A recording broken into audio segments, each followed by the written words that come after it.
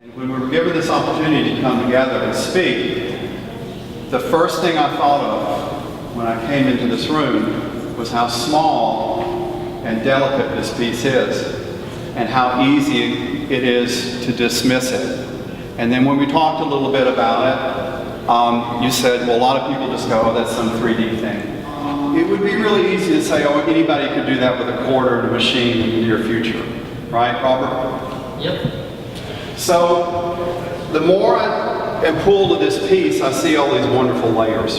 And I'm very fortunate to be part of a program called TRAP, the Rhythmic Arts Project. And I do a lot of work with children and adults with different mental and physical mental disabilities. I do a residency at Children's Hospital every Tuesday, and I work with this young lady. And this is Layla.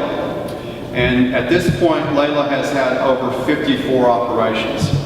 The technology that has gone into restructuring this beautiful, beautiful, beautiful, beautiful child's cranium is that technology. How do we use technology as drummers and percussionists? How do we reach people in many ways? That's one way I'm able to reach, and I never take it for granted because it's amazing when it happens. It was the contrast of natural versus this created that I really liked about this piece. When you pointed this out when we were in here and said that one, and I went and looked, and it was, because it was so small, I had to really look at the detail and notice that was a hive at the bottom. And that mixture of this organic along with that technology is something that really struck out to me, especially on the drum side of it, because I look at drums as being primal. I mean, they're the oldest instrument in the world, and they're made out of wood. They're made out of, originally made out of natural things.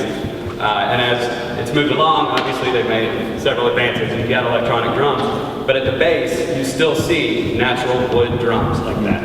And that's kind of what stuck out to me. You know, the 3D printing side is sort of this evolution as we grow culturally and personally, and then the hive and the dirt part is where we've come from. And that they do work beautifully together. There's a tension, the pull between them, you see those lines between them that holds them together. But that as we evolve and change and go forward, we don't necessarily lose the old. First, honestly, I saw the bottom, when I looked at it, I saw the bottom as being very masculine and the top very feminine. It's all one. It's all one. So you have this very organic substance at the bottom, this life form that has given birth many times over and over. So you can look at it as a feminine, but now it's nothing but the crust, just the form of what life used to be there. And then out of that kind of spurts this kind of almost Asian, almost foreign capsule that's about ready to move it into the atmosphere, possibly almost like a kite-like energy, sail-like,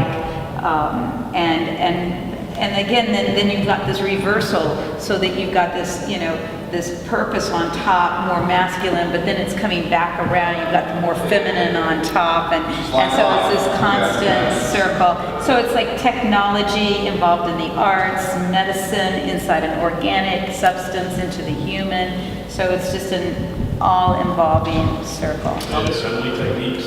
Assembly techniques. The oldest, most natural form of assembly.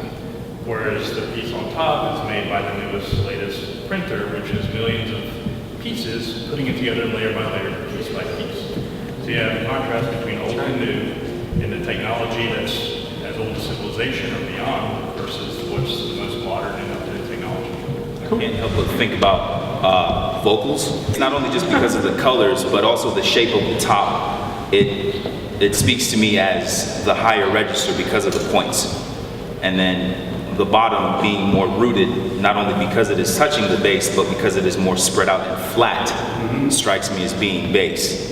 I used to have a mantra with my wonderful friend and musical partner, the late, phenomenal Dennis Palmer, the other half of the Shaker Reed Levi's, and the founder of the Shaker Reed Levi Society. Rest in peace, Dennis. When we would present a piece of music or a piece of visual art or performance art, and the mantra would be, if you know how something is created, you'll be far less likely to destroy it. I mean, like, why did that kid go in that school this week and destroy all that room? What's working there? What's going on there? I don't know. Why is it even important to have this discussion? I mean, you guys have worked all day long, you're given an hour. This is really great. Why is it even important to be able to have this kind of talk? Are we going to take this creativity out and deal with it when we're dealing with other individuals or other problems or other situations? Or are we just going to dismiss it and say, it's just how it is? It's good that teachers know how to see things in different ways. I strongly believe that we were created to be, and we are, relational beings. It's very important to stop and to learn someone's story. That is the groundbreaking way to connect with someone, is to just stop and find out, what are you about? Where have you been? What are the things in your life that you've been through? I mean, even with this cane that I carry because of my injury, it belongs to my best friend. His great-great-grandfather, who was in World War II, made this by hand. And so a lot of the people that I come in contact with, this is older than them, this is older than me, And the things that this cane has been able to see and wouldn't have been able to experience this if I didn't know people, if I didn't, meet my friends, stuff like that. So I would echo that with music too. Even if I don't know them, if I play with them, there's a camaraderie that just happens. If you're in the groove with somebody, you can just walk up to them, shake their hand afterwards and know you got a friend.